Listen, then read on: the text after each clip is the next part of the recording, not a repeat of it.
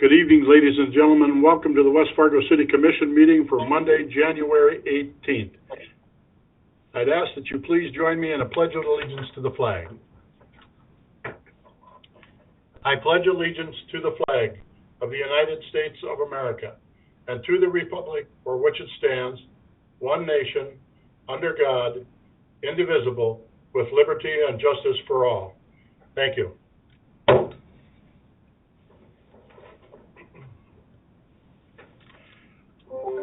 Second order of business this evening is the approval of the agenda.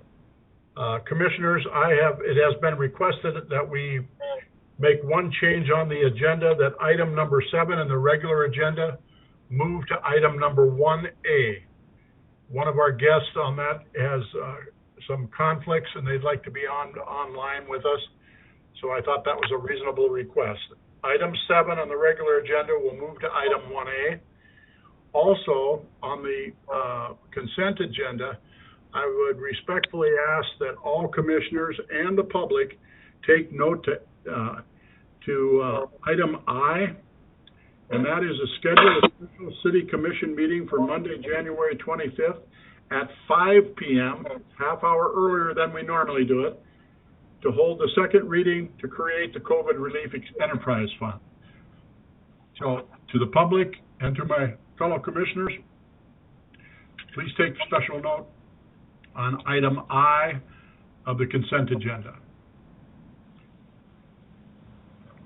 Mayor, I Yes. have a request as well. Okay, Commissioner George. Thank you. Two things actually. One, if I could add additional conversation for the homes on Cheyenne Street. All right. Okay. And also, I'd like to pull item D off the consent agenda for a separate vote. Item D is approved plans and specifications and authorized bid advertising for sewer, water, storm, and street improvement district 1315.2, pages 15 through 17. Commissioner George has requested that item D from the consent agenda be removed from the agenda this evening, or just removed from consent and brought into regular. Just brought into regular. Okay. And Commissioner George has also requested a line item with regard to discussion on the 5 homes on Cheyenne Street that was enacted a number of weeks ago. So Cheyenne homes will be item 9.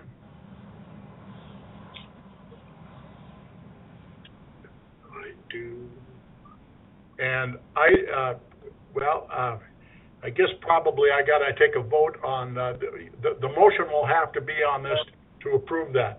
If we approve the plans and specifications being pulled from the consent agenda, that will be 9A. All right, commissioners? I'd make a motion to approve that. So Commissioner Simmons moves to approve the agenda for Monday, January 18th with the changes as noted. Is that correct, Commissioner? Correct. All right, is there a second, please? Second. Thank you, Commissioner Jerdeving, seconds. Been moved and seconded to approve the order of the agenda with the items that we've discussed, moving them around. Is there any further discussion? Are we just voting on the one, Mayor? The one item? It's my motion. Yes, sir. Okay. Well, the motion is that we're going to pull item D from the consent agenda, move that down to 9A. We're going to have a discussion on the Cheyenne homes as item number 9. We're going to move item 7 from the regular agenda up to 1A. No, Mayor, that is not my motion. My apologies. That's okay, thank you. My motion is to move item I. What was the item again, Mayor? The item under... Item D, Commissioner George requested item D, which is advertised for bids for sewer, water, and storm at 1315.2, that district. Okay, yeah, my motion is to move that one down, and then I would like to discuss the other one after that. Okay.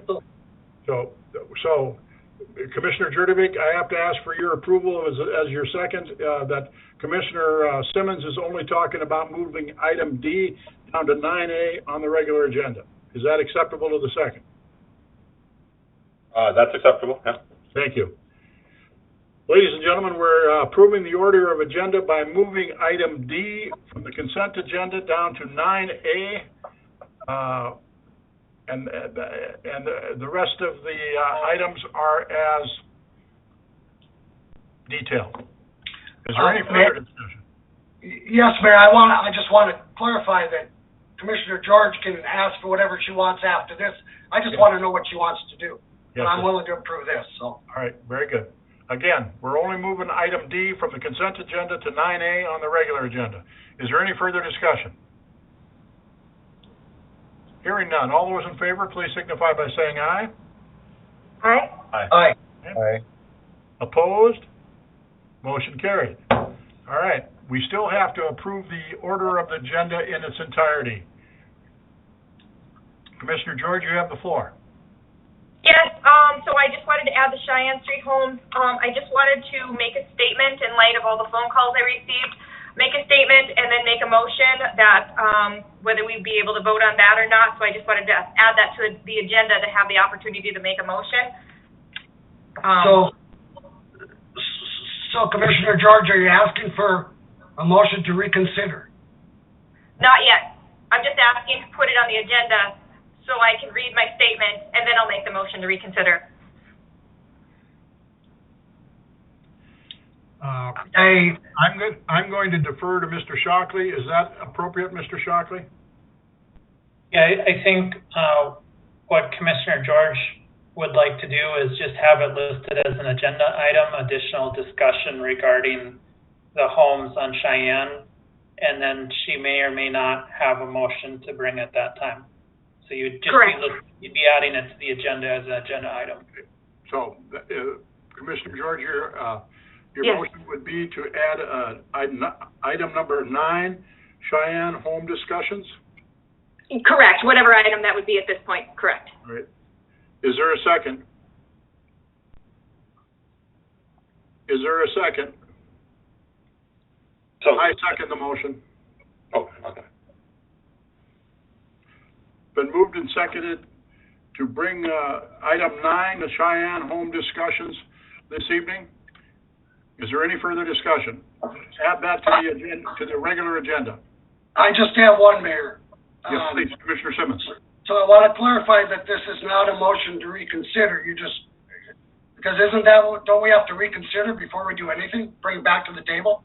Yeah, each commissioner has the authority to ask for an agenda item to be placed on the agenda.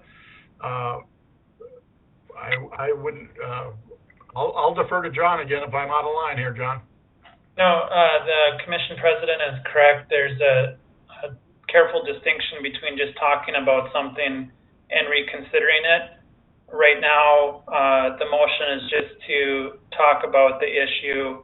You could either have an update, you could have a message. Okay. So there's no, at that point, Commissioner George could bring a motion to reconsider it if she so chose. Okay. So we have a motion and a second to add item 9 to the Cheyenne home buyout discussion. Is there any further discussion?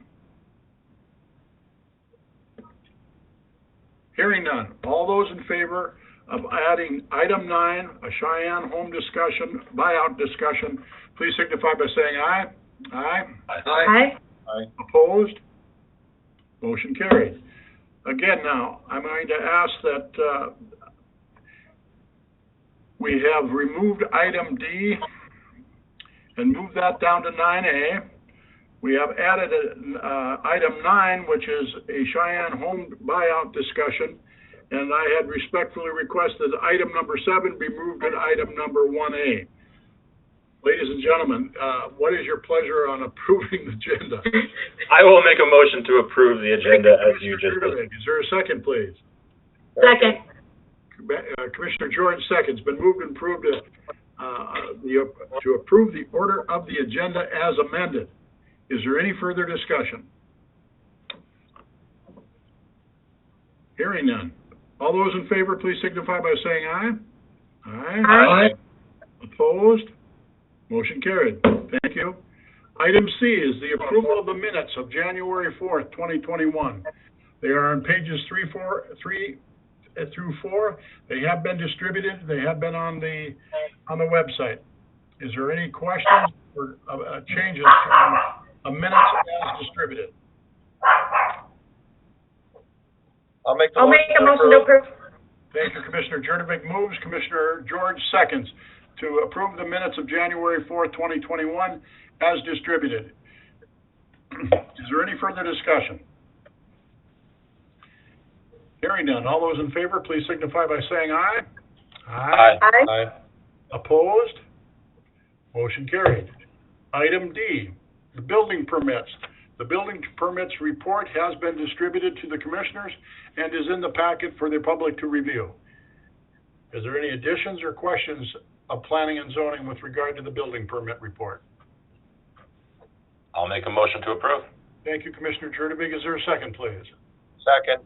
Commissioner Olson seconds. Been moved and seconded to approve the building permits as distributed. Is there any discussion? Hearing none, we proceed to vote. All those in favor, please signify by saying aye. Aye. Opposed? Motion carried. Next order of the agenda is the consent agenda.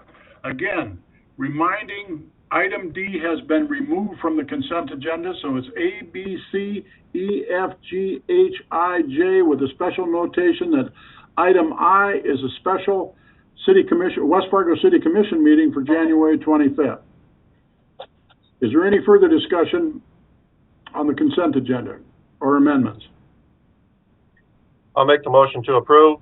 Thank you, Commissioner Olson. Is there a second, please? Second. Commissioner Olson moved.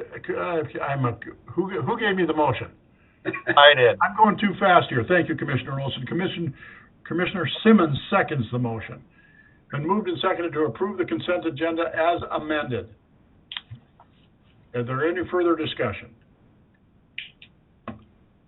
All those in favor, please signify by saying aye. Aye. Opposed? Consent agenda is approved as amended. The next order is the regular agenda. Item 1A is the review and approve the naming rights and advertising agreement for the lights with Essentia Health. Tina Fisk, City Administrator. Mike Amundson, West Fargo Events. Good evening, Commissioners. I'm just going to start out, and then I know there's a representative from Essentia on here, as well as Mike Amundson, the Executive Manager of West Fargo Events. I probably said that wrong, and I'm sorry if I did. This has been a long time coming. This has been a lot of hard work, and I want to commend West Fargo Events for their work on this, bringing this forward to the City Commission. This is the exclusive naming rights for the plaza, and we're very excited to see this coming forward. You all have received the agreement and had time to review, so I will now turn it over to Essentia Health and Mike, and if you have any questions that you need from me, I will answer those as well. Mr. Amundson. Good evening, Commission President and Commissioners. Thank you very much for having us here tonight. We also have with us representatives from the administrative team at Essentia, Al Hurley and Jennifer McLaughlin. West Fargo Events, along with the staff at the City of West Fargo, are proud to present to you a very generous offer by Essentia Health that is included in your packets for consideration tonight concerning the naming rights at the Lights Public Plaza. The process that led to this offer began a couple of years ago during the planning and construction of the public spaces we enjoy today. From the beginning of the Cheyenne 32nd Avenue project at the Lights, Essentia had expressed interest in our community through multiple fronts. They've been a great community partner to the West Fargo Public School District through their sponsorships at athletic facilities and providing sports medicine to the school district athletes, just to name a couple of examples. Not that I directly represent the school district, but West Fargo Events does manage their publicly owned hockey facility that Essentia Health has generously sponsored. And when the opportunity at the Lights came along, they expressed interest immediately. Having community supporters that bring more to the table than just the sponsorship monetary value is what make these partnerships so important to our community. Through this strategic partnership, we will gain much more than a payment. We will also gain a partner in community health and wellness, a partner in public safety, even a visible presence in the plaza that's trusted by our community. The investment in West Fargo that Essentia has made is commendable, and we are very honored to partner with them officially if this commission would choose to accept the agreement and terms before you. The picture that Mrs. Richard has pulled up for you outlines a couple of pieces of inventory that we would like to use to recognize the Essentia investment at the Lights Public Plaza. This would include tower signage and a turf logo, along with some West Fargo Events official recognition, like being named a corporate partner on our website. Naming rights at this facility was identified in our marketing materials, and we have come to the terms in this agreement without sacrificing other inventory that would allow us to continue supporting plaza operations. I would gladly answer any questions you may have, and I presume Al Hurley would be available for comment as well if you find it appropriate. Thank you, Mr. Amundson. Commissioners, any questions of Mrs. Fisk or Mr. Amundson at this time? I would have one question. Mr. Jurdovic, please. And I'm not sure who this question is necessarily addressed to, but in the contract terms, it says that the city hereby assigns its rights and interest in the fee to West Fargo Events pursuant to in accordance to the manager's agreement. So is the fee that we're assigning to West Fargo Events minus any specific expenses specifically called out in this contract being applied to the fee that we on an ongoing basis pay West Fargo Events? I would assume that it offsets that, but it isn't clear with what was provided. Thank you, Commissioner Jurdovic. Great question. Mrs. Fisk. Yes, thank you, Commissioner Jurdovic.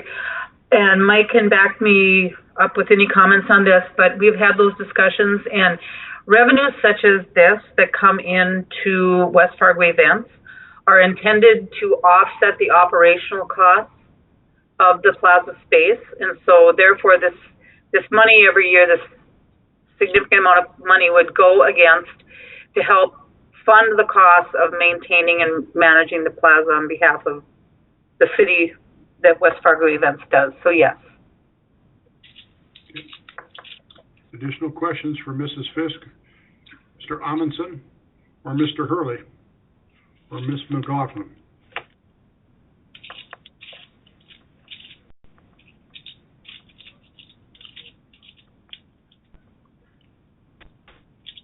Your pleasure, Commissioners. I would make a motion that we approve the contract. Thank you, Commissioner Simmons. Is there a second, please? Second. Commissioner Olson seconds. Been moved and seconded to approve the contract with Essentia for the naming rights at the lights. Is there any further discussion? Commissioner Simmons. Mayor, thank you. I might, just for transparency purposes, I probably should not make the motion because I'm the president of West Fargo Events. I probably better back off on that motion and allow one of the other commissioners to make it. Do you think that would be proper? That's fine. Commissioners, do I have a motion? I'll make the motion to approve. Commissioner Olson, thank you. Is there a second, please? Second. Commissioner Jordy seconds. Been moved and seconded to approve Essentia Health as the naming rights for the lights. Discussion. I'd just like to say I am also a member of West Fargo Events. We have been in communication, Mr. Simmons and I and other members of the board, which represents the school district, the park district, the city, and some people from the community. We have all vetted this. Mr. Amundson has done a commendable job in bringing sponsors forward. Commissioner Simmons and I have had a discussion when the contract was first presented to West Fargo Events. We had an extended conversation with Jennifer McLaughlin and Mr. Al Hurley. They were nothing short of wonderful to work with. And at that time, after some minor changes, it was forwarded to Mr. Shockley for his review and Mrs. Fisk for her review.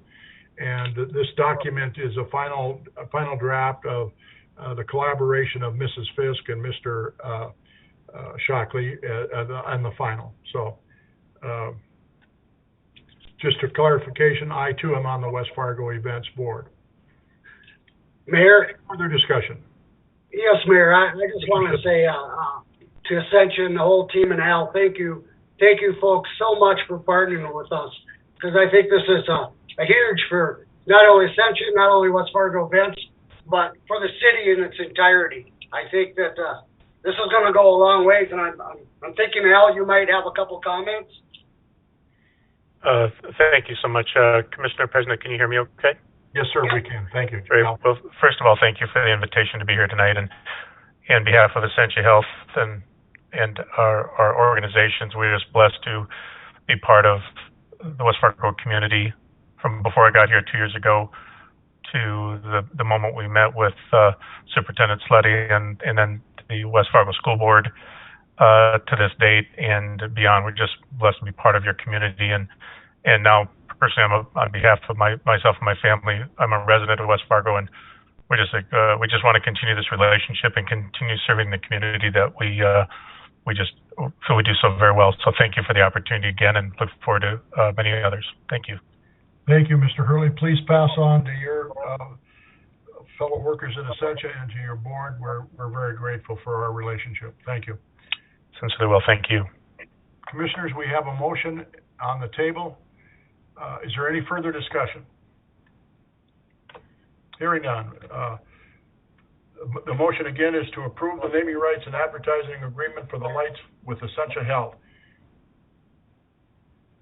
All those in favor, please signify by saying aye. Aye. Aye. Aye. Opposed? Motion carried. Thank you, Commissioners. Item number 1 on the regular agenda is to hold the second reading and final plat approval for Maple Ridge at the Preserve 7th Edition, replat and rezoning from public facilities to PUD. Mr. Solberg. Thank you, Mr. President. There is no changes since the first reading, and the conditions for approval have been met. Again, Maple Ridge at the Preserve 7th is the piece of land that the city is selling to another property owner, and the rezoning is required in order for them to obtain a building permit on the new lot that they're creating. So, any questions, I'm available, and I believe the applicant is here as well. Thank you, Mr. Solberg. Are there any questions of Mr. Solberg or the applicant? Commissioners?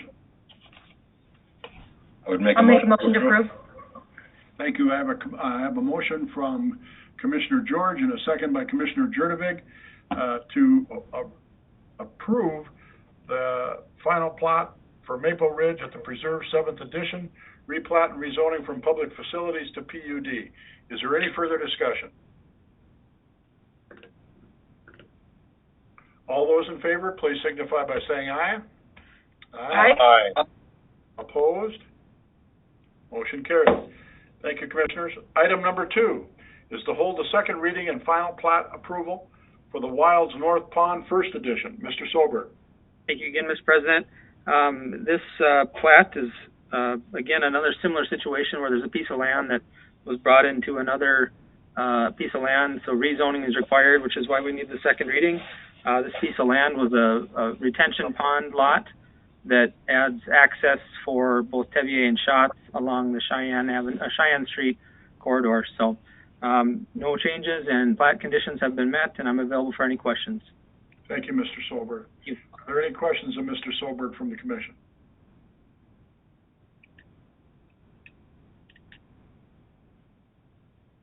I'll make the motion to approve the second reading and final plat. Thank you, Commissioner Olson. Is there a second, please? Second. Commissioner Simmons seconds. Approve the second reading and final plat approval for the Wilds North Pond First Edition. Is there any further discussion? Hearing none. All those in favor, please signify by saying aye. Aye. Aye. Aye. Opposed? Motion carried. Thank you, Mr. Solberg. Item number 3 is to approve the pre-order of grant award and pre-order of the fire pumper and accept the terms of the state grant award contract. Chief Dan Fuller, West Fargo Fire Chief. Good evening, Commission President Dardis, members of the Commission. What we have before you tonight is a two-part agenda item. The first part is to accept a grant award from the state. The second part is to order a new fire pumper. Go ahead and share my screen here. And that's working. Everyone can see the... Yes, sir. Perfect. Okay. So the summary on this is there was a grant made available through the North Dakota Department of Air Quality. The money came from a lawsuit with the Volkswagen Corporation over their emission software, and it globally, I think they took about a $20 billion hit between countries all over the world. North Dakota got $8 million out of that. So they have been awarding grants to replace older diesel engines with cleaner diesel engines, as well as some other work to do with electric vehicle charging stations.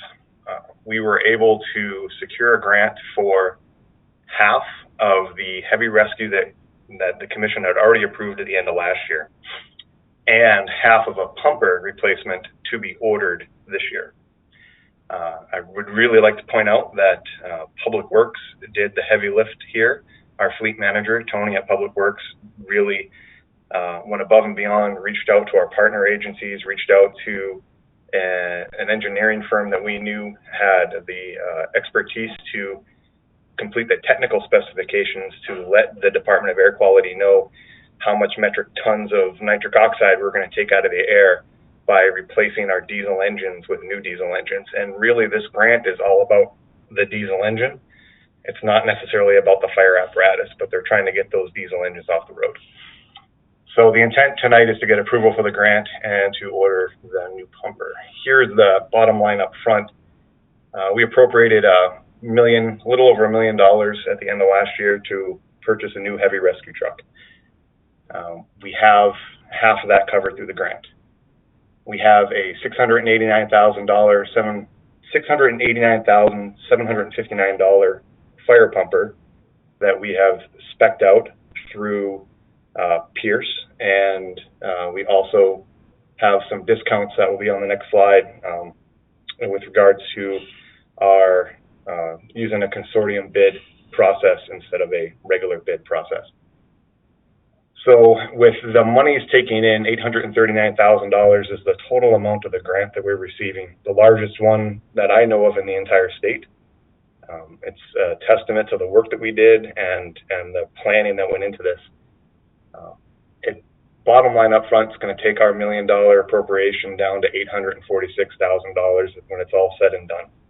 So the benefits here, it's going to reduce our impact on the 2022 through the 2030 fire department budget from $144,000 annually to around $109,000 annually. So it's going to decrease the budget. It gives us room to replace a 2013 tower ladder apparatus that comes on its 10-year anniversary here in 2023. Both apparatus that we would be, the one we hopefully would order tonight, and the one we already ordered, should be in the station by February of 22. There's a large lead time on these custom fire apparatus. The biggest unusual, the most unusual part of this is that we have to scrap the two apparatus that we're replacing. They put a 3-inch hole in the engine block and cut the frame rails and provide proof of that to the state before they'll release the funds.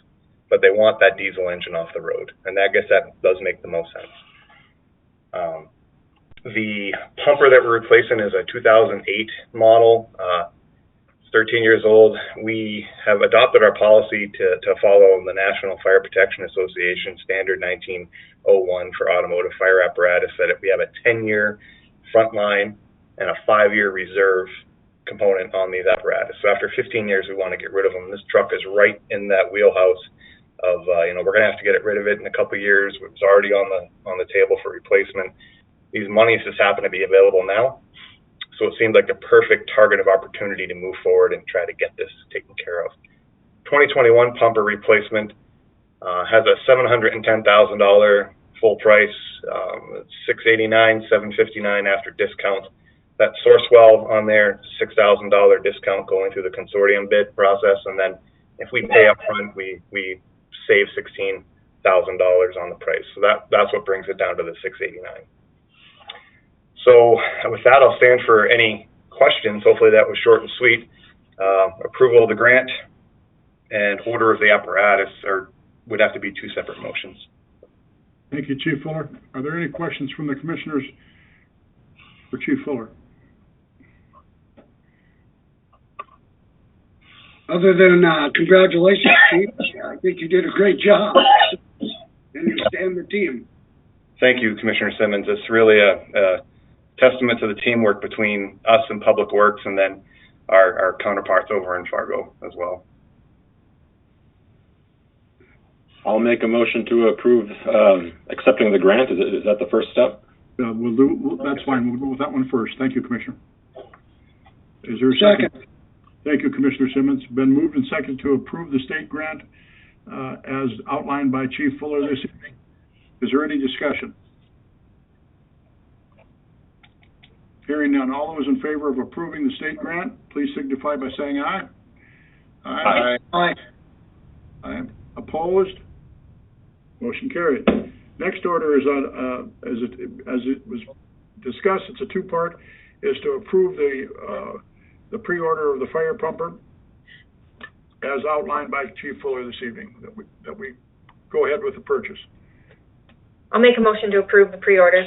Thank you, Commissioner George. Is there a second, please? Second.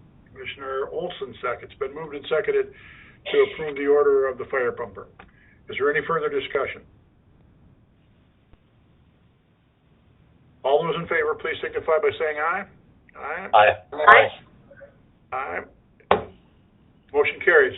Chief Fuller, please extend our thanks to your team members that were involved in this and the grant application. And Mr. Anvik, Public Works, please thank Tony for his work also in providing support on the information with regard to the diesel. So we're very grateful. Good job, guys. Thank you. Thank you, sir. Item number 4 is to hold the first reading of a $25 gift card program, ordinance and materials. Mrs. Richard, Communications Director, City of West Fargo. Thank you, Commissioner President Zardes and Commissioners. Tonight we bring before you the first reading of a $25. Melissa, you're a little hard to hear. Thank you. Is this better? Yes, ma'am. Sorry. Tonight we're bringing before you the first reading of an ordinance that would establish the enterprise fund needed for the $25 gift card program. So I'll let John walk through that, and then we can take a look at the materials and additional details of the program. Thank you, Mrs. Richard. We're now calling on Mr. John Shockley, legal counsel for the city, to discuss it too. Yeah, thank you, Mr. Commission President, members of the West Fargo City Commission. The ordinance is quite brief in nature. It's probably different than what you're used to reviewing as an ordinance. That is because it is a temporary ordinance creating this COVID-19 Relief Fund enterprise. In the first section really goes over the preamble and purpose, which is the creation of this enterprise fund to distribute the COVID relief. The second section is the definitions. The third is actually creating the relief fund, which is essentially what you've seen before, but just adding some terminology and some cleanup about the city covering the cost. And then if you scroll down to the last part of it, you'll note that it gives the city administrator authorization to make temporary COVID relief program changes that are necessary, given that this is a brand new exercise and there could be, there could be mailing issues, there could be implementation issues. Wanted to make sure that there was some flexibility to accomplish the intent and purpose of it. And then finally, that this is a temporary ordinance, so it will sunset on December 31st of 2021. I can certainly answer any questions the commission may have, but this was really to make the process lawful under existing law by creating an ordinance to implement the program. Thank you, Mr. Shockley. Questions for Mr. Shockley or Mrs. Richard at this time? I do, Mayor. Commissioner Simmons. Thank you. I guess John or Melissa, I know we discussed the last time, probably John first, of making sure that, you know, obviously we do it right, but we do it as expediently as we can. Can we direct the staff, and I prefer probably with a vote, that they could move forward with some of this underlying stuff to get it done, so when we do pass the ordinance, at least we're ready to go and we don't have to start from scratch? You could certainly do that. I'll let, I know a couple of us have been recognizing that the commission knew that this was important. We had been working through all of the materials and other issues. Melissa, maybe you have an update as to where we're at. I know the second reading is scheduled for next Monday. Thank you. My team has been pushing forward on getting the materials designed and lined up with the vendors so that as soon as we do have the permission to go, we can start printing. There's also allocating the funds to factor for the program management vendors, make sure that they're ready. So we are ready to continue to move forward and have this go as quickly as possible, but there is risk of spending some dollars, and if the second reading isn't approved, there's risk of some dollars being spent without being able to recoup them if the second reading is not successful. So we would certainly appreciate the ability to drive ahead as much as we can, but we understand if that's not possible. So the bottom line, I guess, here, fellow commissioners, is the certainty that we're going to approve the second reading. And so, I mean, I'm confident. Obviously, I hope we all are, but I would like to give them an opportunity to get going on this. So if there are no contests to that, I'd like to have it in a motion just so our staff knows, you know, that they've got our commitment to this.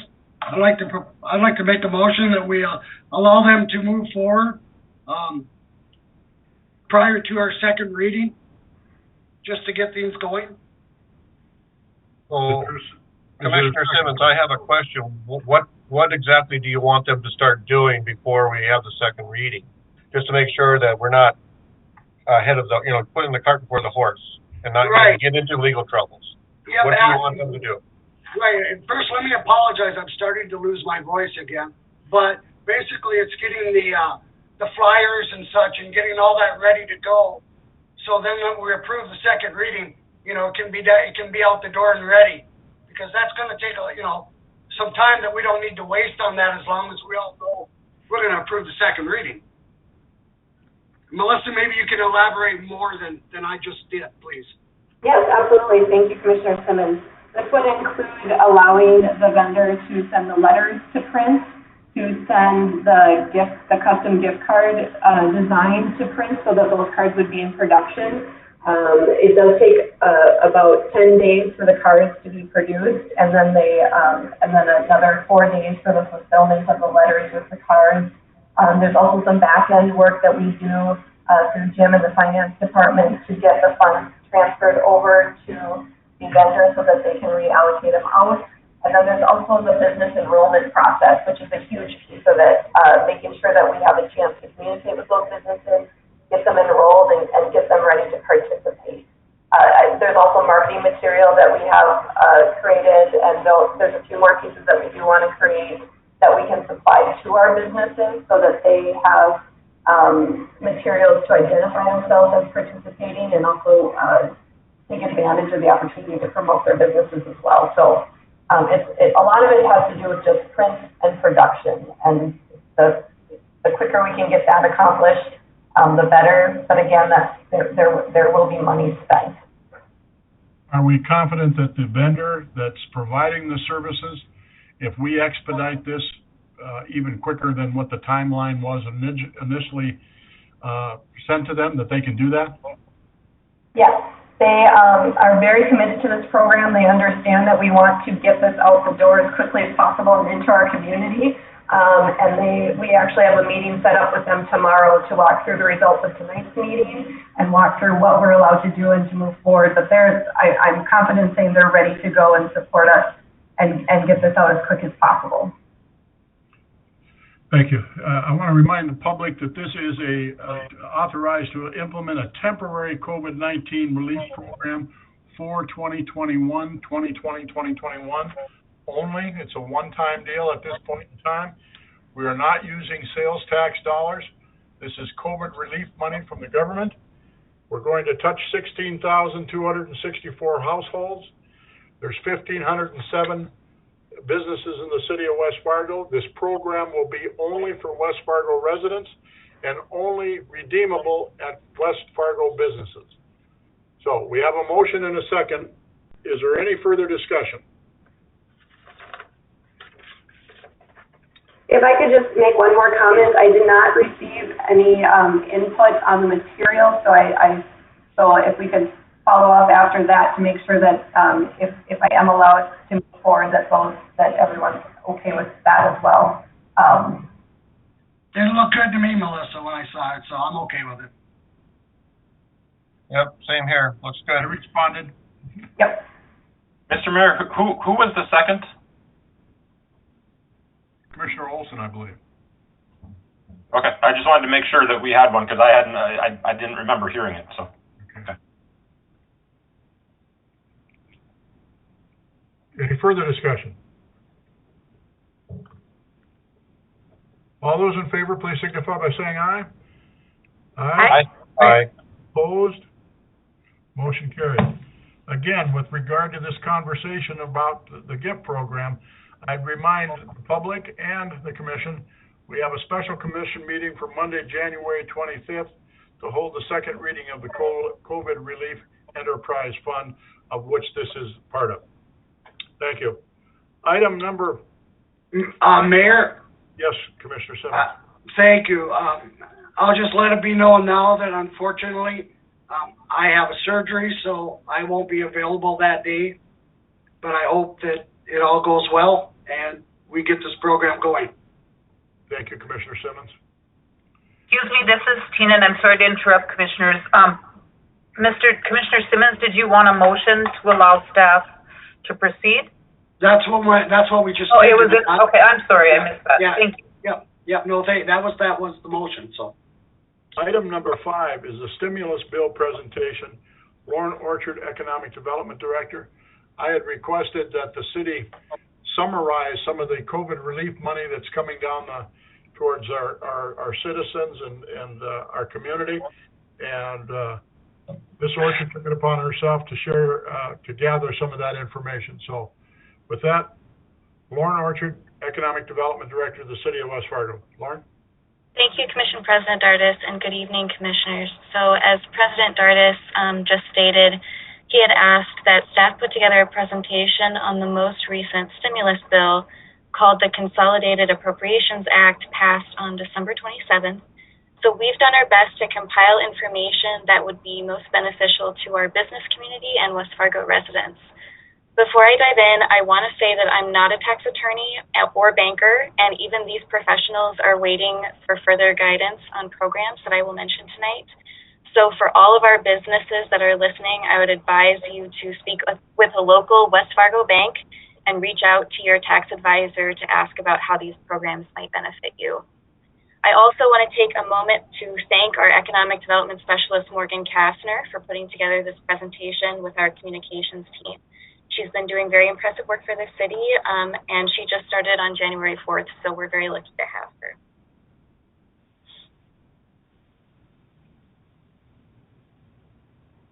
So to set a framework for this presentation, many of the most popularly discussed parts of the new stimulus package include loans and grants administered through the Small Business Administration, the SBA. And the most widely mentioned is the Paycheck Protection Program, or PPP, which through the new stimulus bill has been reopened for first draw loans and has added the opportunity for a second draw with new eligibility requirements. Economic Injury Disaster Loans, EIDL, have also been made available, providing low-interest loans for business expenses that are not covered under the PPP loan. The Shuttered Venue Operators Grant was also created through this legislation to assist live entertainment venues and museums with operating expenses. And in addition to these funding programs, the SBA is also set to make automatic payments of principal and interest and automatic deferrals, which essentially is providing free money to qualifying loans, which is pretty exciting. So as I mentioned, the Payroll Protection Program is the most frequently mentioned, and it has now experienced an influx of $284 billion from the federal government. As of January 11th, the first round of PPP loans was reopened, so businesses that did not receive this funding can submit an application under previous guidelines. Businesses that did get a first-round PPP loan are now able to apply for a second loan, with applications closing on March 31st. The second round of PPP loans have greater flexibility than the first round, allowing recipients to use 40% of proceeds on non-payroll expenses.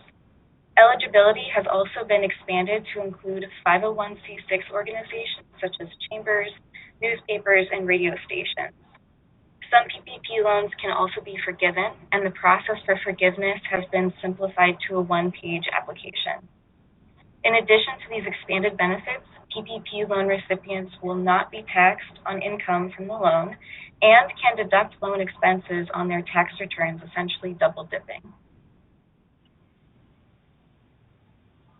Some changes were also made in the new stimulus bill that impacts who can receive funds through the second round of the PPP and how much each business can expect to receive.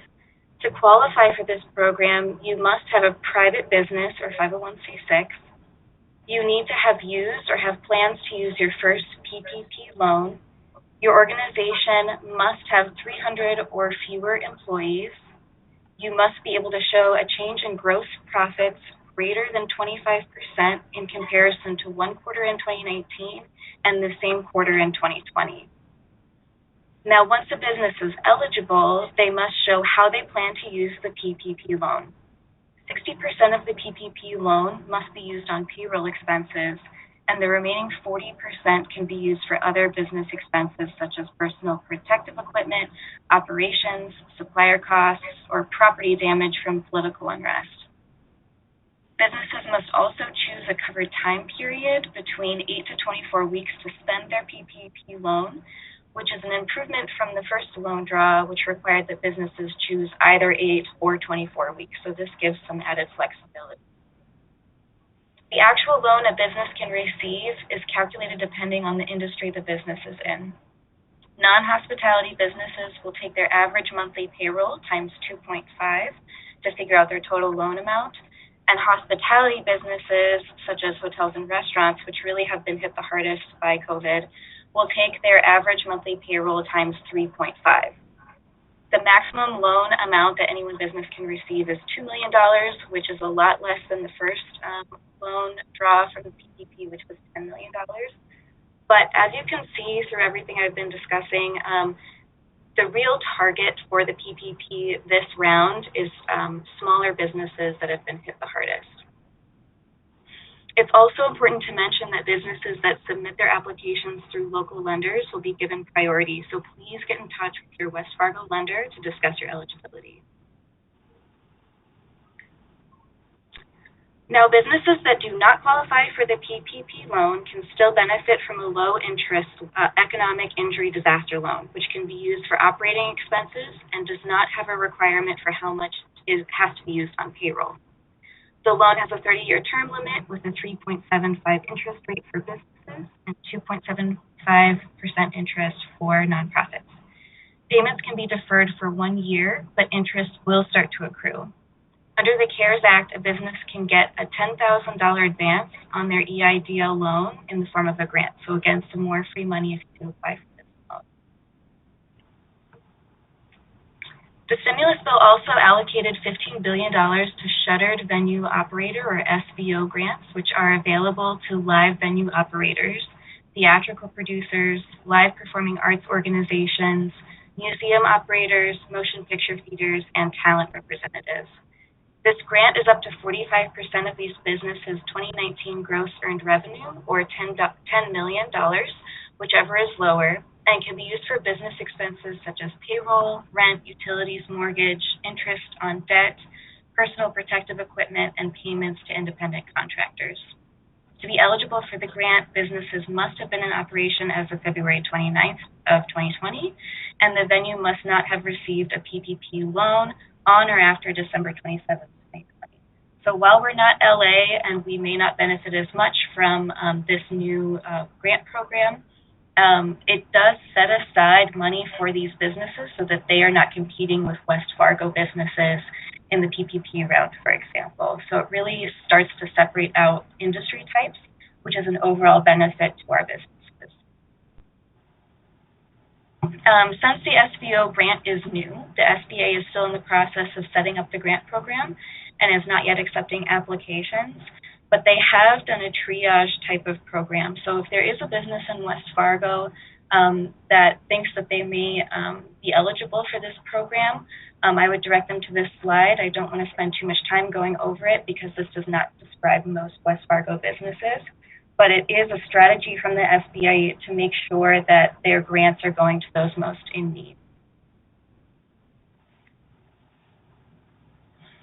In addition to these programs, the SBA will also be automatically paying loans on behalf of borrowers or deferring payments for certain borrowers. And this is something that I found really wonderful that the SBA will be able to do. So starting in February, qualifying SBA loans such as the 7A 504 and microloans that were approved prior to the CARES Act will have up to $9,000 of principal and interest paid for 3 months. Those who are considered underserved may also receive an extra 5 months of payments if they have a microloan or 7A Community Advantage loan, or are a borrower with 7A or 504 loans in hardest hit sectors. Newly approved loans between February 1st and September 30th of 2021 will have the first 6 months of principal and interest paid at up to $9,000 per month. So that is just a phenomenal thing that SBA is able to do to help businesses start right after the pandemic here in February. Disaster home and business loans that were in regular servicing status on March 1st, 2020 will have their payments automatically deferred until March 31st of 2021. So again, another effort to help defer those payments.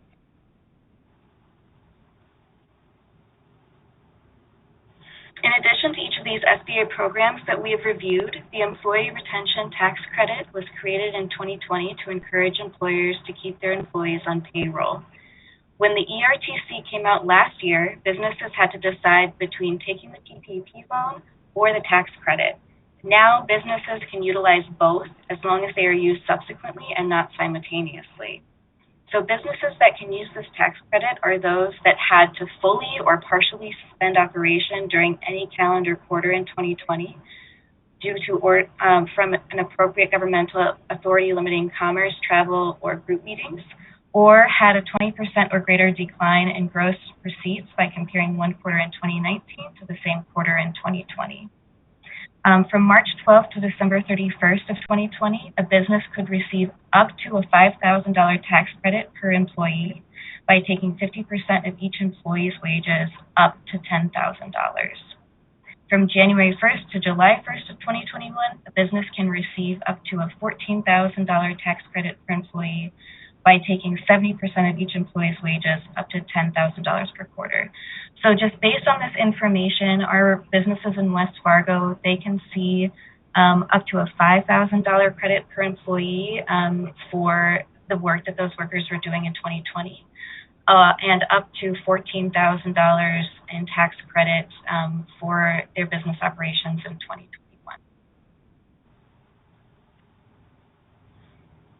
Apartment evictions were also addressed in the bill, which allocated $25 billion to help with rental assistance. Tenants and rental property owners can apply for 12 to 15 months of rental assistance through local or state organizations. To be eligible, at least one member in your household has to be eligible for unemployment benefits or attest that they've lost income or incurred significant expenses due to COVID-19 and show a risk of homelessness and show that your income level for 2020 does not exceed 80% of your area's median income. Funds can go directly to the landlord or the tenant, depending on how the application was completed. The federal eviction ban has also been extended until the end of January, and some states or cities may have additional eviction bans. This means tenants cannot be evicted due to lack of full payment if it is due to COVID. And to avoid eviction, tenants will need to complete a federal declaration form and provide it to their housing provider, certifying that they have used their best efforts to obtain government assistance for housing, are unable to pay their full rent due to a substantial loss of income, are making their best efforts to make timely partial payments of rent, and would become homeless or have to move into a shared living setting if they were to be evicted. Tenants can still be evicted for other non-payment reasons, and any rent a tenant owes will still need to be paid and can incur fees, penalties, and interest. Another great part of the stimulus is the dining deduction to further support restaurants. Historically, business meals have been able to be written off at 50%. For 2021 and 2022, business meals will be 100% tax deductible to encourage businesses to order food into the office or take their employees out. So another really great way to stimulate West Fargo restaurants would be businesses going out and spending their funds there. Improvements have also been made to help businesses address sick leave for workers and their families by offering a tax credit for time taken for COVID-related illness. Employers can now receive a tax credit by offering employees diagnosed with COVID 2 weeks off at regular pay. Employees who are taking care of someone with COVID can get 2 weeks off at 2/3 regular pay, and employees who are taking care of children due to their daycare or school being closed at 10 weeks can receive 2/3 pay. Additional programs available to help include employer-paid sick leave and Family Medical Leave Act. So another great incentive to help people stay healthy during COVID. An often overlooked benefit that has also been provided through the stimulus is the Funeral Assistance Fund, which directs $2 billion to FEMA to provide up to $10,000 in financial assistance to individuals in funeral homes for the funeral expenses of an individual who died of COVID. The application requires the amount of the funeral expense, proof that COVID was the direct or indirect cause of death of the deceased individual, and prohibits FEMA from requiring residence in a presidentially declared disaster as a condition for receiving assistance. The part of the stimulus bill that we are all likely very familiar with is the new round of stimulus checks for those making below a certain threshold, which provides $600 per taxpayer making under $75,000 per year, $1,200 for a couple making under $150,000 per year, and plus $600 for each dependent. If your adjusted gross income is over $75,000 for a single individual, or $150,000 for joint filers, then the amount you receive will decrease on a sliding scale. The stimulus checks were in advance on a tax credit, so on your 2020 tax form, there will be a question asking if you received a stimulus check, and if you have not received it by January 15th, you will be able to indicate that on your taxes and receive a credit. So don't worry if you haven't gotten it yet, you can still file it through your taxes this year. Unemployment benefits have also been extended 11 weeks until March 14th. Individuals will receive an extra $300 per week instead of $600. Mixed earners, those who have a full-time job and a free land gig job, who earned at least $5,000 in self-employment income in 2019 are eligible to receive an extra $100 per week. Additional programs that could provide assistance are pandemic unemployment assistance, which covers individuals not eligible for or have exhausted other unemployment benefits, and the pandemic emergency unemployment compensation. And with that, I would open it up for any questions. Thank you, Ms. Orchard. Are there any questions? Commissioners?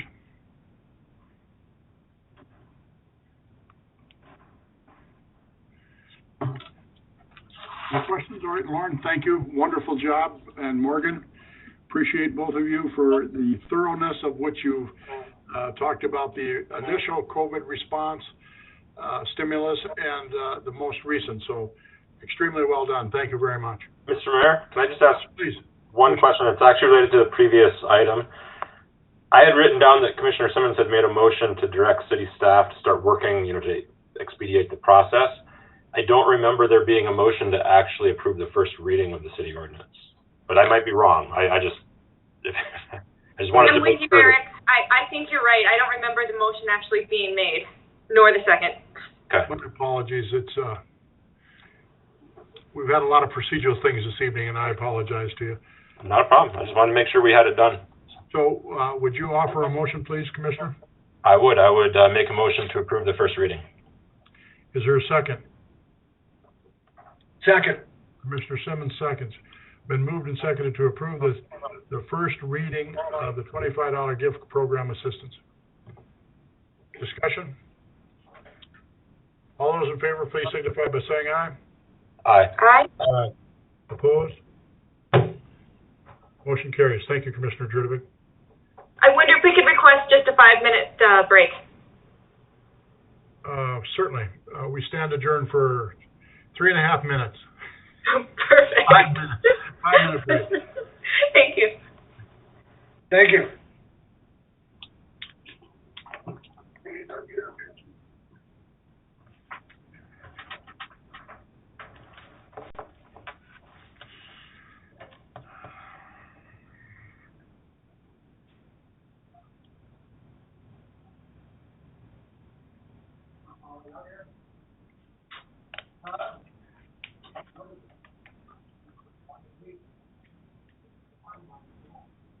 Emily, are you online?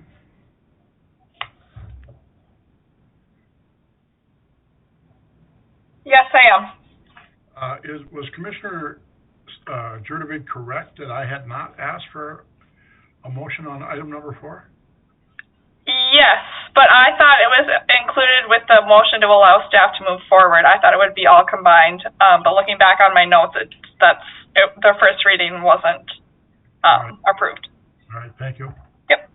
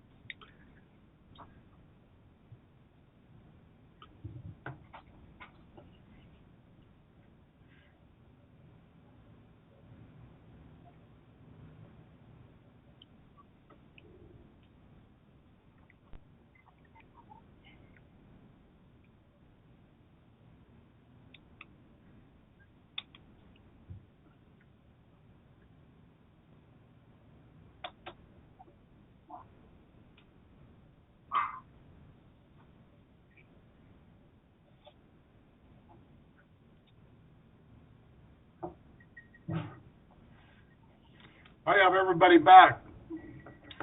I'd like to reconvene the January 18th West Fargo City Commission meeting.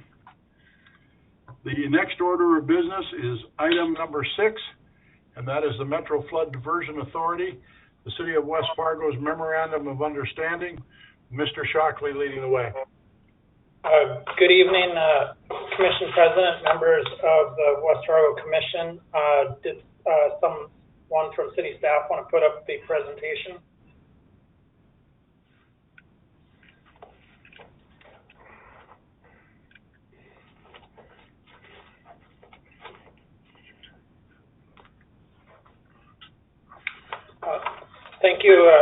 Thank you, and just briefly, I'll try to not take too long for tonight's presentation, but this is a memorandum of understanding between the Diversion Authority and West Fargo. This has been an MOU that we've been working on back and forth for about 2.5 years. There was some delay when the project had received an injunction, and we kind of put it on the shelf for a little bit, but now with the project getting ready to actually be constructed, we wanted to finalize the MOU between the City of West Fargo and the Diversion Authority. So I always think it's good to start at a very high level. What's the overall intent of this agreement? The overall intent is that with the construction of the diversion channel, a lot of the diversion channel is contained within West Fargo's ET, and therefore we want to make sure that we capture both from a planning perspective and from infrastructure perspective what the city wants to accomplish over the next 50 or 100 years. And so the overall intent is that the project will provide protection so that no city zones are within the 100-year floodplain except for those areas where flows are immediately contained within the Cheyenne River Channel and the Cheyenne Diversion Channel. And so many areas to the north of West Fargo that are currently within the city's ET will now be within the 100-year flood, have received 100-year flood protection, which is a significant benefit for the city of West Fargo. In general, the MOU sets forth the responsibilities for the construction of the diversion channel as between the Diversion Authority and West Fargo. Just a brief refresher, the diversion channel is immediately to the west of the existing Cheyenne diversion and then sweeps out about 1.5 miles to the west of West Fargo's city limits and then proceeds north as you see in your picture. There are numerous bridge crossings, aqueducts, drain inlets, road bridges, and a couple of aqueducts. The Diversion Authority intends to construct the diversion channel using one contract, and that is a P3 contract, and will assign most of its responsibilities under the MOU with West Fargo to the P3 developer, meaning the P3 developer is the contractor and has to complete those functions. The MOU calls for a point of contact for the city. That point of contact works as a liaison between the city and the Diversion Authority and the P3 developer, and it passes important information between the parties. We could advance to the next slide. So the preliminary work and lands, the Diversion Authority is responsible for all the preliminary work, all the land acquisition, that includes site testing, environmental reviews, utility relocations, platting requirements. Once the authority acquires all of the property for the diversion project, they're going to plat that into one parcel, much like an interstate right-of-way. And then at some point in time in the future, they may come back to the city of West Fargo and just ask for that to be in a public zoning designation because it'll be for a public project. The authority is also responsible for obtaining the permits. They will need a temporary construction easement on property OIN 946. So if you want to just, it's just a small parcel and it's a small temporary construction. If you want to advance to the design slide, the diversion authorities responsible for the 15th Street West mobility improvements. It's an improvement from County Road 8 to 32nd Avenue West.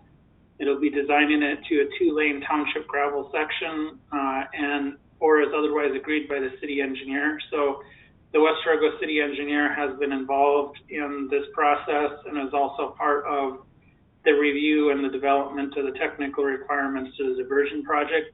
So West Fargo has had a lot of opportunity to be part of the process and make sure that its interests from an engineering perspective are being protected. It'll be a 28-foot roadway, it's about 4 inches of gravel, and the access controls are 1/4 of a mile spacing. If you could advance to the next slide. So this is probably one of the more important items. The Diversion Authority is responsible for construction of all of the mobility improvements.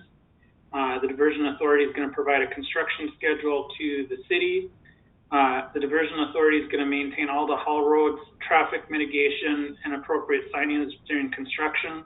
So there's no responsibility for the city of West Fargo here. The Diversion Authority is taking on all of that responsibility. So you heard about the city engineer's involvement in the TRs. City engineer will be consulted if there are any design changes.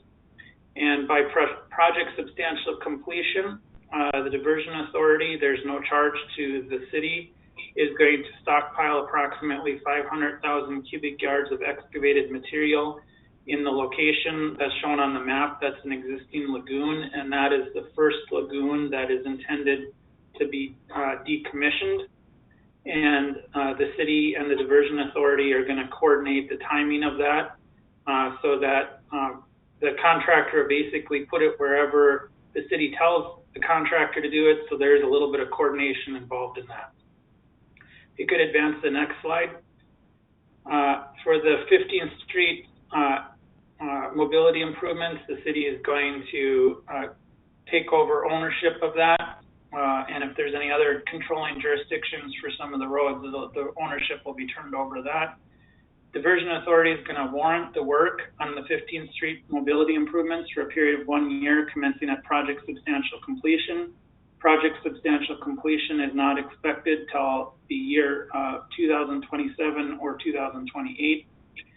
The Diversion Authority is going to perform maintenance aside from routine maintenance on the 15th Street mobility improvements, and the city will perform it prior to turn back. And routine maintenance generally includes restriping, snow plowing, ice and snow control. If you want to advance to the next slide. This was probably one of the more important components of the MOU, is really planning for the future. As the city grows to the north, it's important to know how are we going to work together for these different types of road improvements. And they don't exist today, and they may not exist for 10 years, they may not exist for 20 years, but in 30 years they may well exist, or development may happen sooner. And so the MOU covers off all of the future negotiation and coordination for a whole host of 19th, 12th Avenue, 32nd Corridor widening, 52nd Corridor widening. Currently the bridges are proposed as 2-lane highways, but obviously 32nd and 52nd, we would anticipate that someday in the future, they may need to be 4 lanes, but it wouldn't make sense to spend the money today to build a 4-lane road with very little use. Same with the 15th Street West interchange overpass. That is clearly a project that someday may be contemplated, but today we don't even know if it'll happen or not, but we wanted to make sure that we were including those planning items, along with 38th Street, 26th Street Northwest, and along with a whole host of utility, water, and sewer crossings. One of the important things to remember about the diversion channel, since it is a core project, there are certain standards for utilities crossing the channel. And so we wanted to make sure that there was high level of coordination between the city of West Fargo and the Diversion Authority on where to put those utilities in the future, making sure that you're not putting a whole bunch of crossings in, rather you have maybe one major crossing. It also talks about a potential cost share in the future, depending upon the type of an improvement. the Diversion Authority in West Fargo would cost share in those improvements. If you want to advance to the next slide, and once again, this is just a general overview. That's always important for these types of construction activities. Diversion Authority is responsible for procurement of all insurance policies during both construction and the warranty period. The insurance policies are required to name the City of West Fargo as an additionally insured. So that means if some third party were to sue the City of West Fargo because the City of West Fargo was dumping dirt in the lagoon during construction, the insurance would cover that claim. The Diversion Authority and the P3 developer are required to release, defend, and indemnify the city on demand from any claim arising out of the work done pursuant to the MOU. So the city is certainly protected under the MOU. The term of the agreement, we wanted to make sure that there was ample opportunities for the parties to revisit it if it needed to be revisited. So the term of the MOU extends until 3 years following substantial completion. So doing quick math, that'll either be 2030 or 2031. If the parties don't take any action, it automatically extends for 10-year periods. Kind of the thought behind that was as we know more information about the growth of West Fargo, if there are additional agreements that need to be put in place, the city and the Diversion Authority could certainly work together. It's a good working relationship. The Diversion Authority Board has a West Fargo commissioner, currently the commission president on the diversion board, and that is codified in the joint powers agreement. And then finally, the reimbursement for, even though the city isn't doing any of the engineering work, there may still be some minor costs, and so the city could have reimbursement up to $1,500 annually, and it's just for if there's dust control needed or inspection costs. So I can certainly answer any questions. This has been worked on for quite a while, and I think we incorporated all of the concerns and comments from the City of West Fargo and really accounted for future growth of the city. Questions from Mr. Shockley? Yes, I do, Mayor. Please, Commissioner Simmons. And John, this doesn't necessarily the question for this particular contract, but I know that probably the only ones around were me, you, and Tina with the city at the time. But how does that work with the vote that we took quite a few years ago in reference to the diversion as a whole? Well, I think the vote you're referring to, Commissioner Simmons, was in regard to the assessment district, if I recall. And there was I think there was a general vote that you didn't want the city to be assessed. It's been a while since I reviewed that, but this is an MOU just setting forth the requirements for the construction of the project. It really doesn't have anything to do with the assessment or how it's paid for. It's just how is the project going to be constructed, and it gives the city opportunities for cost share in the future. So I recall when we voted, I don't know if it was for assessments, but it was a vote, I thought, to support the diversion. And we voted, if I recall, to support it, but I had actually made the motion. I'm pretty certain I threw in a mile west there into that motion. That's why I'm wondering about if that's nothing we have to go back and redo or nothing. I don't think that would impact the memorandum of understanding. I know the city had advocated for moving the diversion channel farther to the west for many years, and there were restrictions based upon NEPA requirements that prohibited that, and also an executive order that would prohibit that. And so I don't think you would be in conflict for voting in favor of the MOU or that motion, because that motion was really in reference to the moving the mile west. That was really more of a policy and planning directive at the time. Now the project has matured. This is more of a implementation. How do you want to construct the project MOU? Okay. Additional questions of Mr. Shockley?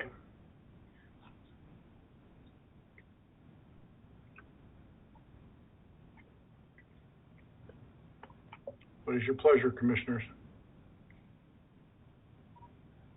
I make a motion to approve. Thank you, Commissioner George. Is there a second, please? Second. Commissioner Jurdovic, second. It's been moved and seconded to approve the memorandum of understanding between the Metro Flood Diversion Authority and the City of West Fargo. Are there any additional questions, comments, discussion? As Mr. Shockley said, for transparency, I do serve on the Metro Flood Diversion Authority Board and serve as its finance chairman, excuse me. Any further discussion? Hearing none. All those in favor, please signify by saying aye. Aye. Aye. Opposed? Motion carried. Thank you, Mr. Shockley. Thank you. Item number 8 is to review and consider approving the COVID-19 mask strategy and/or extending it. Mr. Shockley. Thank you again, Mr. Commission President. This is a little bit of an unusual item in that I don't have a proposal for the commission, knowing that the governor was going to make an announcement on Friday. I did reference the city, or ask the city administrator and the commission president what our next step should be as a city, and the thought was to put this on the agenda as a placeholder. Under the governor did let his mask mandate expire. Also, there are no mandatory restrictions on capacity or the percentages that are allowed within a restaurant.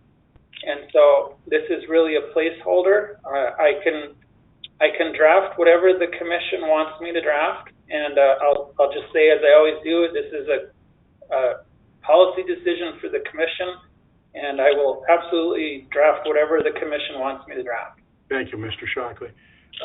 Mr. Shockley is correct. We had discussion about this last week. The mayors of the top 10, or the largest cities in the state of North Dakota, the 10 largest, met with the governor last week, Thursday, unanimously encouraged him to keep the mask mandate in place, and he decided not to after visiting with legislative leadership. At the present time, Fargo's mask mandate is through February 15th. The city of Grand Forks and all of Grand Forks County yesterday continued their declaration of disaster, and which the head of public health can do, and they've extended theirs, and I'm not sure on the date. There are some other larger cities that are going to continue to keep their mandates or their strategies in place. That will be decided at those commission meetings this evening, just like you folks will, or we will, decide this. Ours expires obviously this week, today, and so I don't know what your thoughts are. The science has proven to me over this long time that we've been dealing with this that the masks help. I had to pick up something today at one of the big box stores. I needed a switch, and they are still continuing with their mask mandate in the city proper of West Fargo. So, commissioners, that's a discussion that we need to have, and respect whatever your decision might be. Mayor? Commissioner Simmons. Thank you. So as of now, we have no mandate at all, correct? We have nothing in West Fargo. That is correct. Today is our mass strategy even ends at this commission meeting. You are correct. Okay. I guess, well, everybody's going to kill me for this, but, you know, the masks have helped. In my opinion, they've helped. And I don't want to hurt businesses, but at the same time, well, we've come a long ways to go backwards if that should happen. I would remind you that our strategy, our mass strategy, was no enforcement engaged in it. It was a strong recommendation that our public continues to wear the mask as to fight COVID-19. So there is no enforcement attached to our mask strategy. It's a strong encouragement for the public to continue to protect themselves and or their others.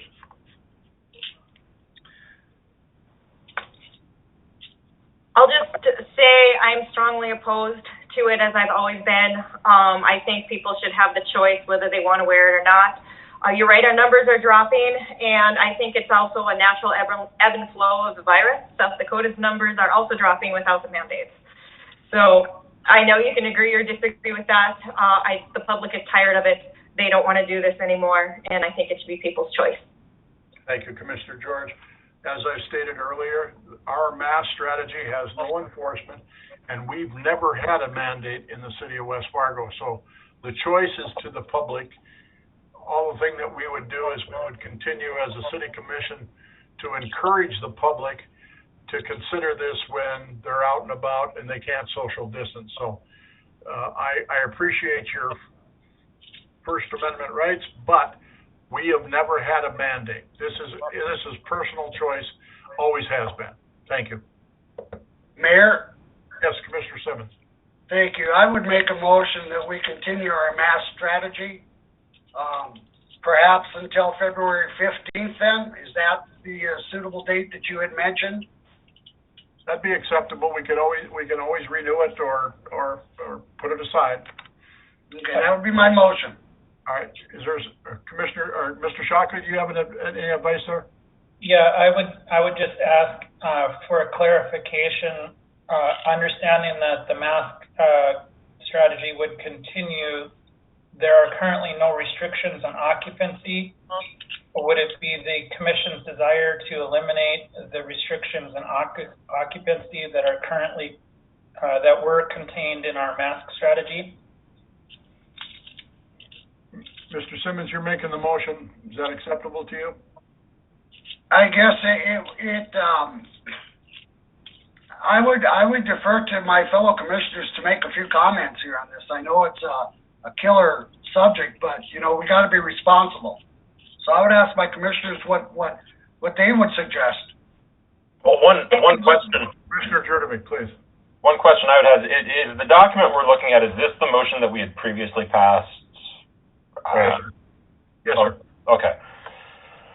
With blanks in for the percentage of occupancy and the dates are blank. So I took what was done before. For example, we were following the state of North Dakota's occupancy restrictions when the governor had those in place that had a percentage and then a cap of a specific number of people. In the draft, recognizing on Friday or on Thursday, we did not know what the governor was going to do, so I just simply left those blank. You could certainly eliminate them. You could put them in. If you put them in, that would be more restrictive than what's currently in place. So one more question on that, John, and I apologize. I'm not super familiar with the exact language from the governor. I realize the requirement piece from the governor has been removed, but there are still recommendations for occupancy from the state, right? Correct. And our mask strategy was also, in all honesty, more of a recommendation because we're not enforcing anything. Correct. So wouldn't it make sense to, tie together those within our strategy, which is really a recommendation, simply to support those same recommendation and same numbers provided by our governor, if at a minimum? I can certainly draft that into the document if the commission wants. That's clearly a policy decision, though. Yeah, I agree, Commissioner Jurdovic. That's a good summary. Any other discussion? I'm just going to say that I feel we need to extend this. There's that second variant going around, which, based on what I've heard today, will be the most prevalent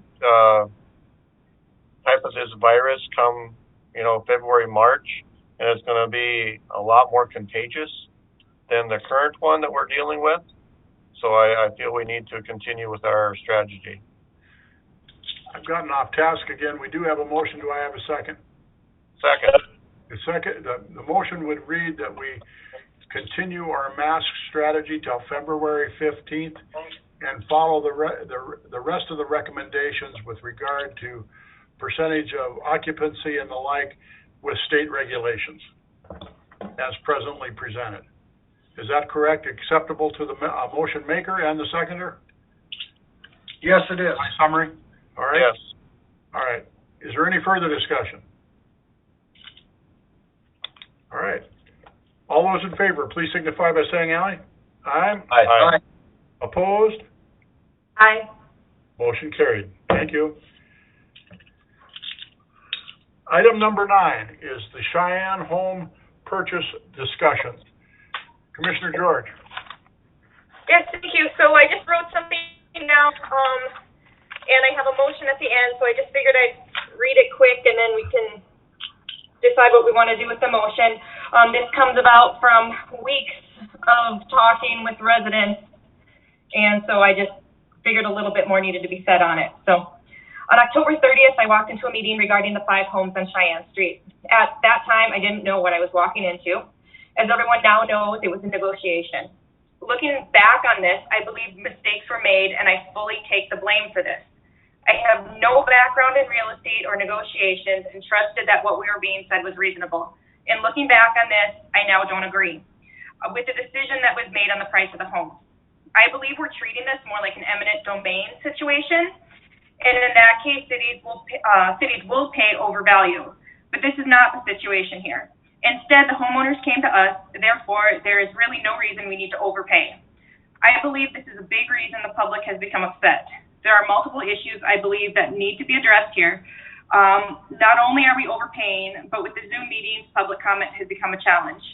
As a commissioner, I absolutely make my own mind up on decisions, but it is always helpful and important to hear what the public has to say. In this situation, I was only hearing one side before making a decision. Over the last couple of weeks, I've spent hours on the phone calls, emails, and meetings discussing this issue and listening to arguments on both sides. I have come to my own conclusions, and I want to apologize for any of the stress I have caused anyone in this situation. I'm a new commissioner and still learning, and I believe that a lot of information came out after the initial vote, which has caused me to reconsider this, as well as see a great need for adjusting our policies and procedures on how we operate.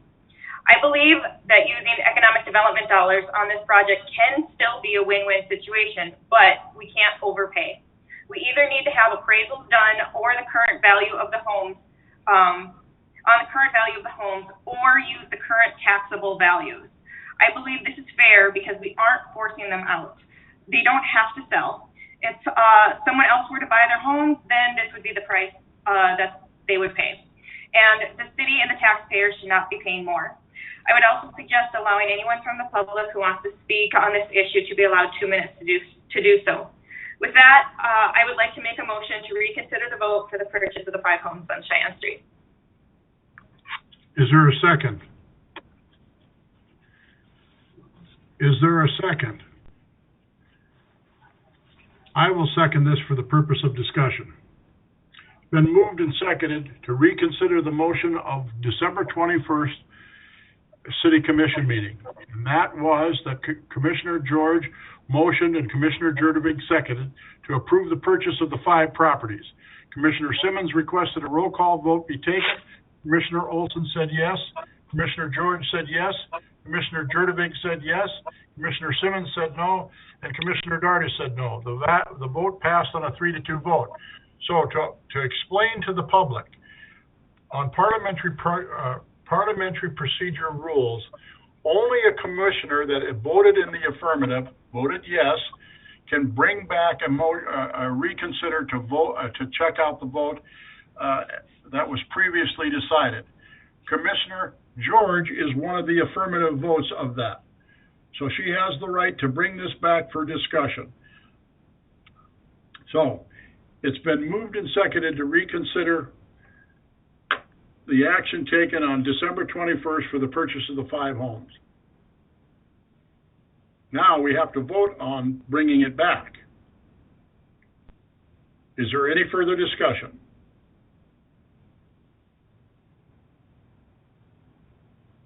Any discussion? Okay. All those in favor of bringing this back for discussion signify by saying aye. Aye. Aye.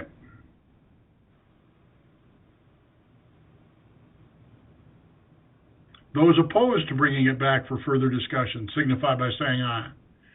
Aye. Aye. Aye. As in the last vote, we called for a roll call vote. The chairman is going to execute that privilege. Roll call vote, please. I'm going to go across the screen as you appear on my screen. Commissioner Olson?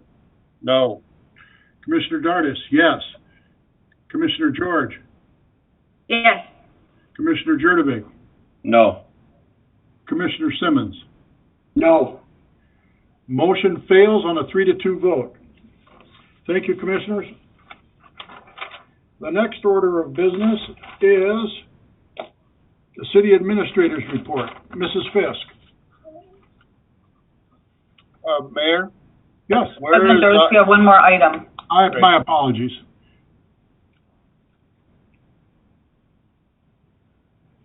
What's the next item? Mr. Mayor, it's the the improvement district 1315.2 for sewer, water, storm, and street for approving plans and specs and authorized bid advertisement. Item D. It was moved from the consent agenda. Oh, my apologies. Certainly. Thank you.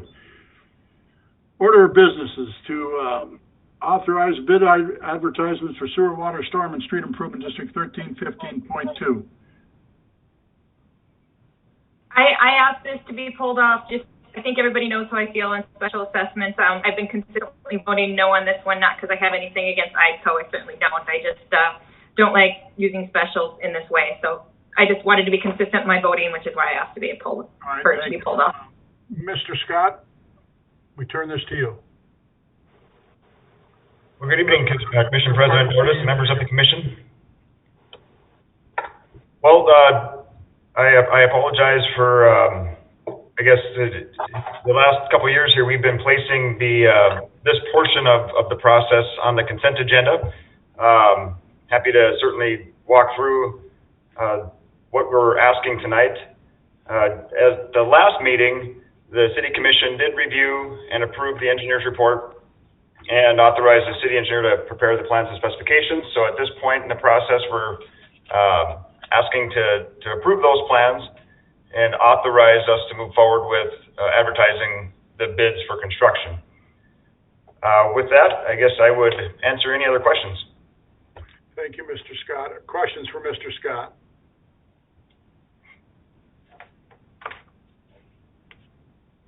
I would make a motion to approve. Thank you, Commissioner Jurdevig. Is there a second, please? Second. Commissioner Olson, second. It's been moved and seconded to approve. Item D, approve the plans and specifications and authorize the bid advertisement for sewer, water, storm, and street improvements for district number 1315.2. Any additional discussion? Seeing none. All those in favor, please signify by saying aye. Aye. Aye. Opposed? Aye. Motion carries. City Administrator's Report. Mrs. Fisk.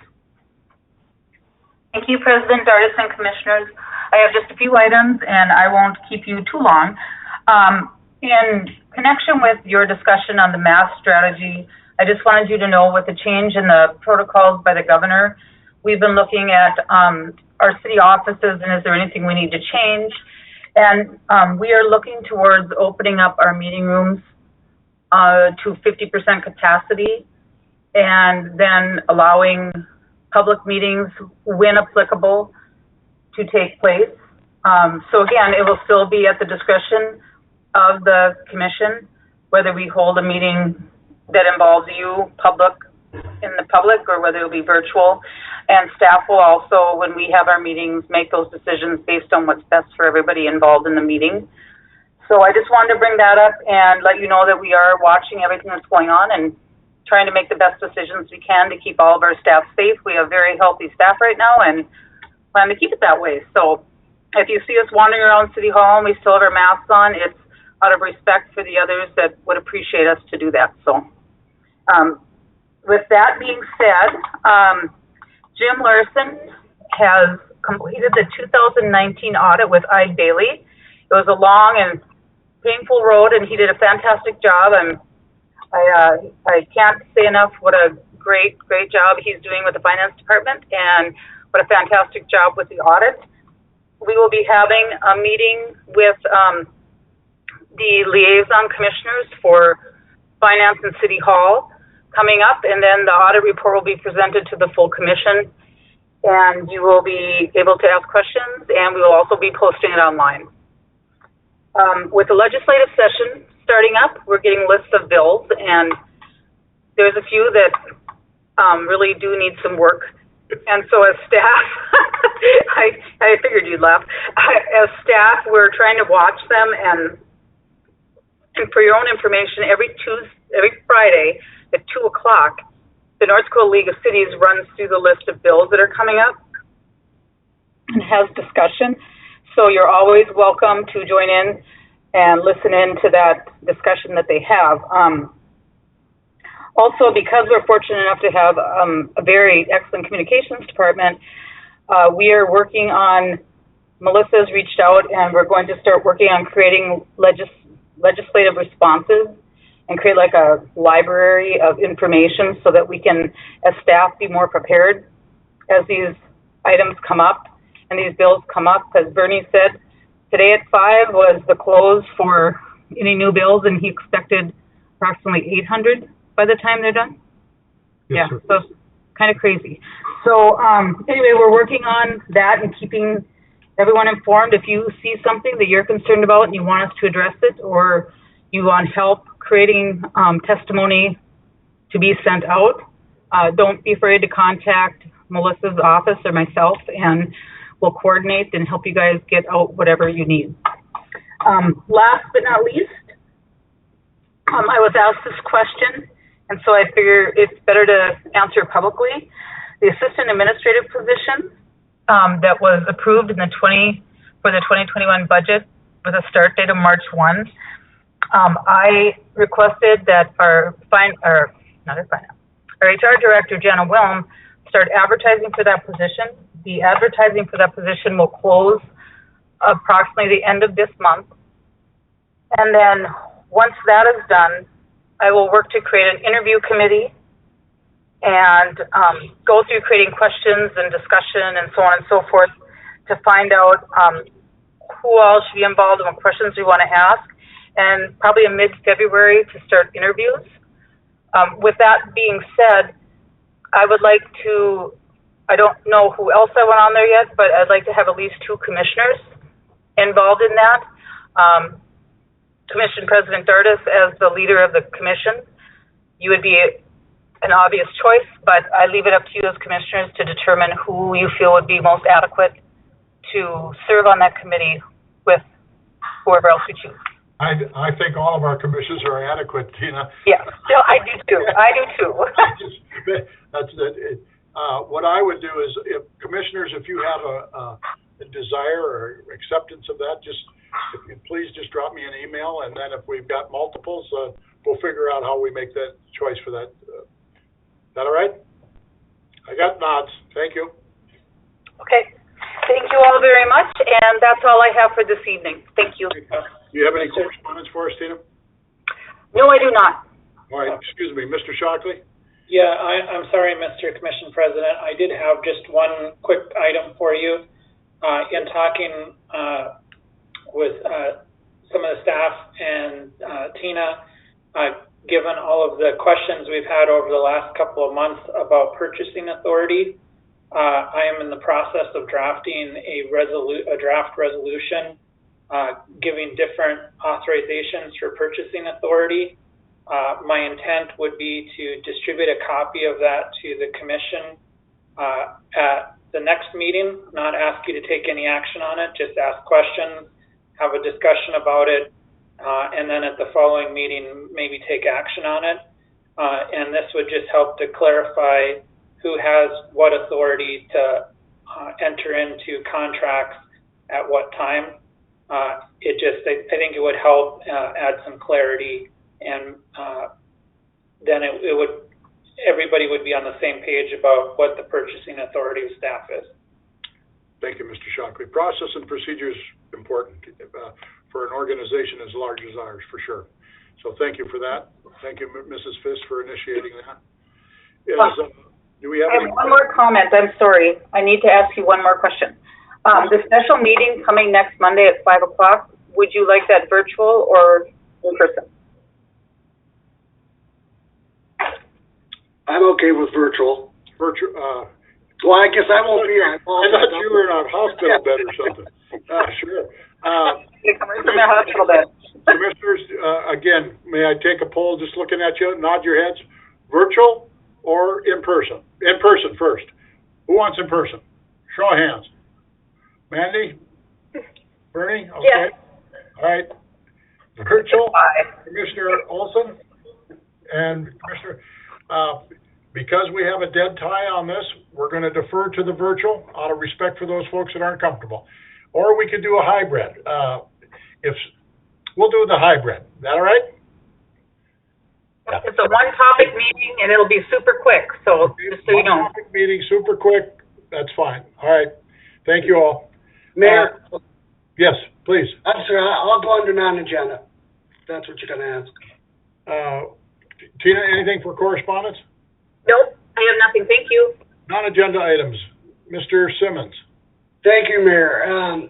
Just because of what's been going on these last couple months with these homes and everything else, and I guess what's been on Facebook, social media as well.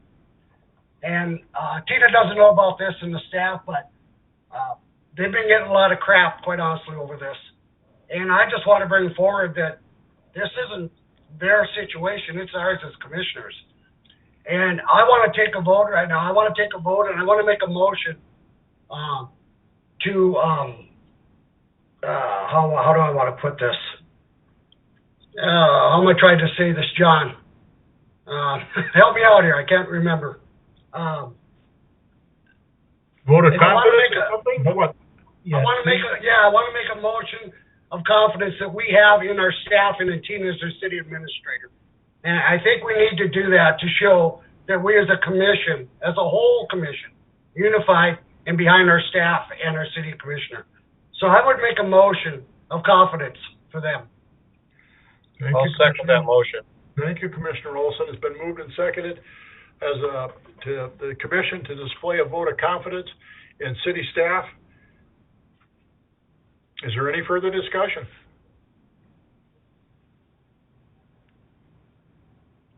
I would just like to say, with all the things that have transpired, as Commissioner Simmons was alluding to, a lot of conversation about things that weren't true, half-truths, whatever, by all parties involved. And so I made a point to talk about something the other day, is that it is absolutely the job and the responsibility of our staff to bring creative new items forward, new ways of incentivizing economic development in our community. We don't have to agree on that. That's a decision that's made solely by the commission. But we should never, ever try and hamper the creativity based on the experience, the education that our employees have. That's very important. We always want them to be creative, thinking outside the box and bringing things forward. The politics gets involved when the five of us touch it, if there's politics to be had. So, again, to all of the staff, there's been some very unkind things said. To some of our commissioners, to yours truly, there's been some unkind things said. But as a commission, I couldn't be prouder for the way we work together. And certainly, I appreciate the job the staff does every day. But that doesn't mean that we're going to agree with them every time. But you've got to appreciate the fact that what they bring forward to us for consideration. Because like the five commissioners, the staff's heart is in the right place to serve the city of West Fargo too. So, any other, we have a motion.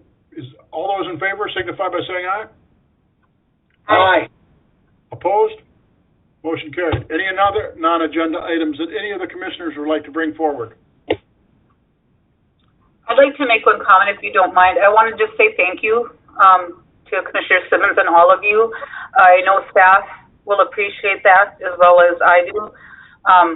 Serving the public isn't always the easiest thing to do, but in a city like West Fargo, it is, you don't do it unless it's a passion. So I do appreciate you recognizing that we have amazing staff and they're very passionate, and we all understand that we do the research and the homework and we bring it to you and the decision is yours.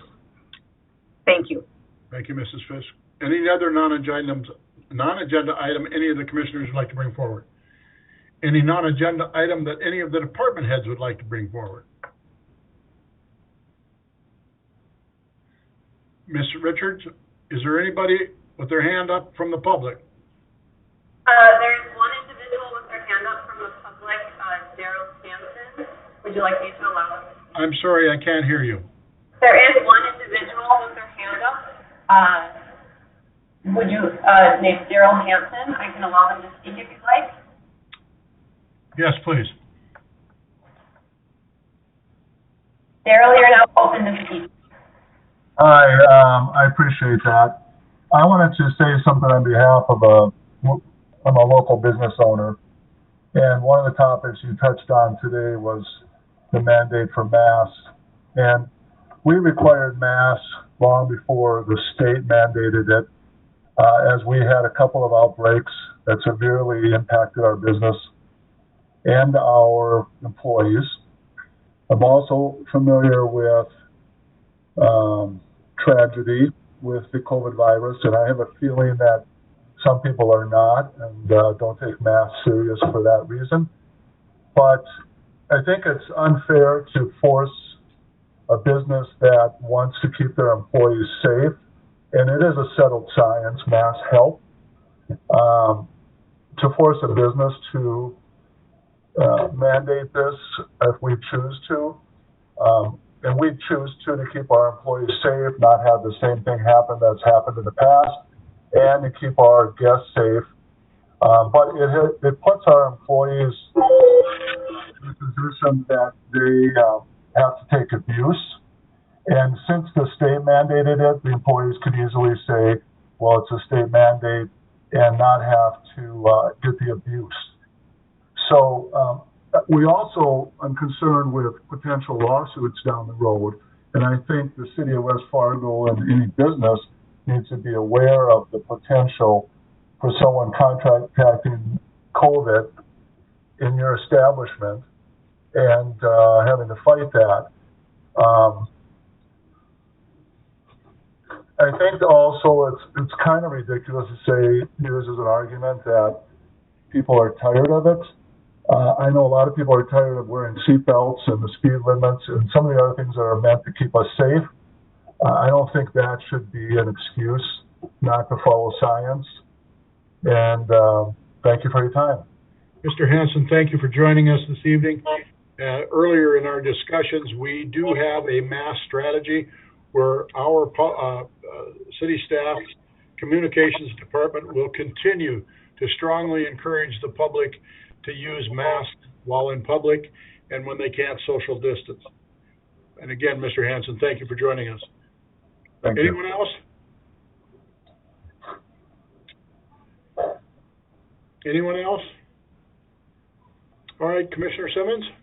Make a motion to dismiss. Commissioner Olson? I second the motion. Thank you, gentlemen. It's been moved and seconded to adjourn. We stand adjourned. Thank you very much for a great commission meeting this evening. Thank you.